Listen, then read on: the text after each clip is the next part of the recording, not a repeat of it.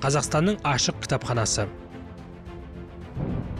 Қазақ және әлем әдебиетінің үздік шығармаларын оқу әрі тыңдау мүмкіндігін ұсынатын еліміздегі ең ауқымды онлайн платформа.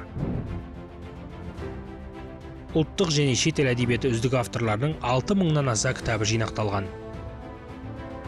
Танымал дикторлардың қатысуымен жасалған аудио кітаптар саны 500-ден асады. Әлемдік бестселлерлер аудио нұсқасын кез келген уақытта, кез келген жерде тыңдай аласыз.